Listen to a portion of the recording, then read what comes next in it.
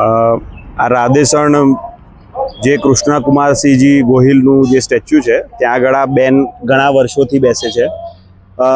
શું નામ છે તમારું? સુધાબેન નથાલાલ સાધરિયા. અચ્છા, તો આ તમારે શેનો બિઝનેસ છે? આ કેળાનું ફ્રૂટનું. અચ્છા, અને કેટલા વર્ષથી બેસો છો તમે? આજકાલ તો 9-10 વર્ષ થઈ ગયા.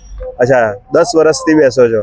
અને બીજું ખાલી કેળા જ વેચો છો કે બીજું કઈ?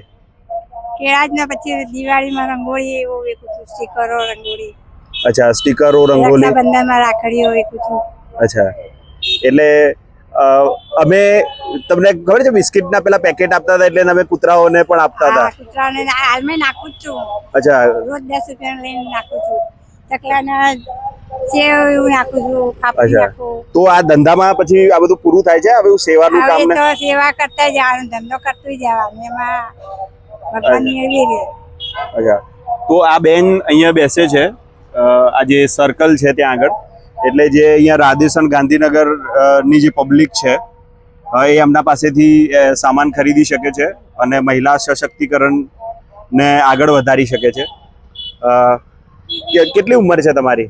મારે 60-65 વર્ષ હશે. અચ્છા, તો તમે શું ઈચ્છો છો? શું સપનું છે તમારું?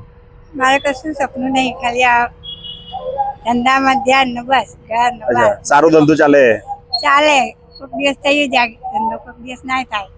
અચ્છા, પણ તમે રોજ મહેનત કરો છો? રોજ આવીને રોજ મહેનત કરીએ. એટલે તડકો હોય કે વરસાદ હોય? અચ્છા, તો અચ્છા, વરસાદ પડતો હોય તો પણ? અચ્છા, પણ મુખ્ય તમારો કેળાનો જ અત્યારે બિઝનેસ છે? અત્યારે તો કેળા. અચ્છા, નાઈસ. હા, તો તમારો ધંધો ખૂબ આગળ વધે એવી શુભકામનાઓ.